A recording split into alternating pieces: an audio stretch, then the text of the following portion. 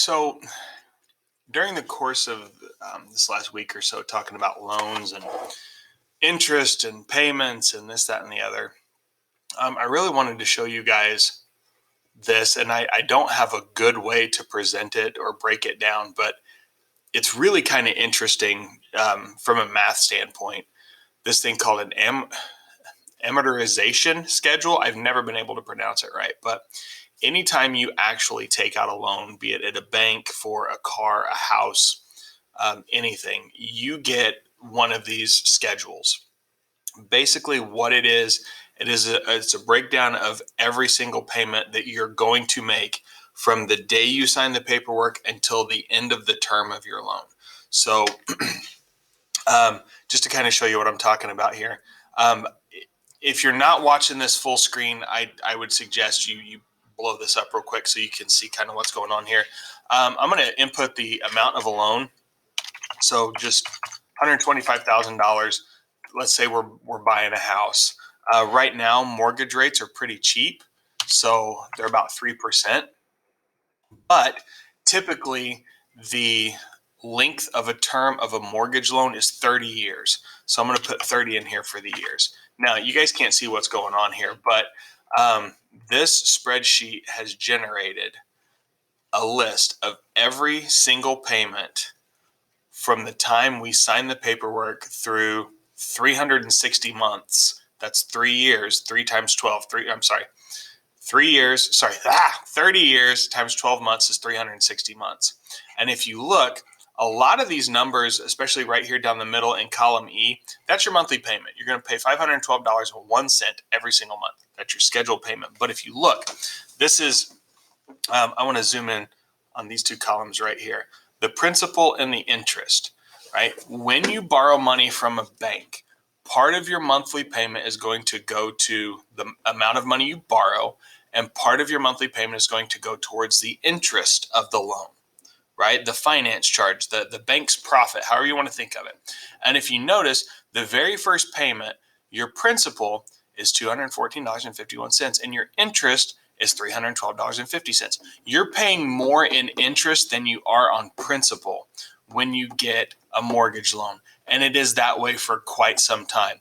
So if you look, the amount of principal goes up a little bit every month, and the amount of interest goes down a little bit every month, because after that first month, you've paid off a portion of your a portion of your principal. So when they recalculate it, there's not going to be as much interest because there wasn't as much principal. So every single month, since that payment amount is fixed, they adjust what goes into which category. So your payment's going to stay the same, but the amounts of the principal and the interest are going to kind of flip-flop. It's a while before you break even where you're paying the same amount of principal and interest. I'm kind of curious now. So somewhere around this column here, which is, how many months into this are we? 82 months. So we're like a good 5-6 years into our mortgage before our interest and our principal kind of balance out, and then we're paying more principal than we are balance. It's just some kind of neat things that happen with it. But this is kind of a neat thing to play around with, because you can put in different interest rates, different amounts borrowed, just something to kind of think about. I know some of you are going to be getting to the point where you're having to borrow money to buy a car, or hopefully within the next 5-10 years, you're looking at buying a house if you get out on your own. Just some things to be aware of.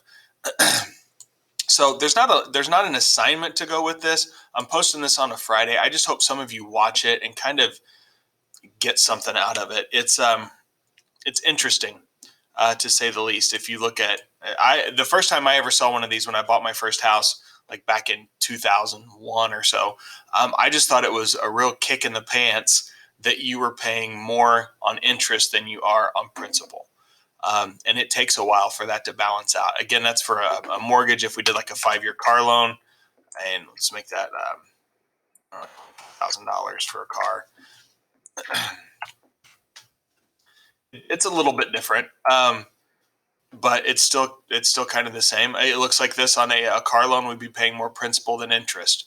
But the same thing's going to happen. Your interest rate, or your interest dollar amount, is going to go down. Your principal is going to go up, and then eventually you're paying more principal. This has a little added feature where you can, maybe pay a little extra towards the principal. I talked about that in class one day about, I've got some bills that, or especially my payment on my van that my wife drives. I add like an extra $50 on it every month, just trying to chip away the principal quicker, which means I won't be paying on the loan as long as I have set up through the bank. Anyway, kind of neat. We can talk more about it in class next week. Thursday is the end of the quarter. So here's what's going to happen. On Monday, I'm going to post a new lesson, and that's going to be the end of it. Tuesday, we can review, and then I'll give you Wednesday, Thursday to do the test. There is no remote learning scheduled for next Friday. So basically, your spring break starts next Friday, and then you get all the next week off. Enjoy.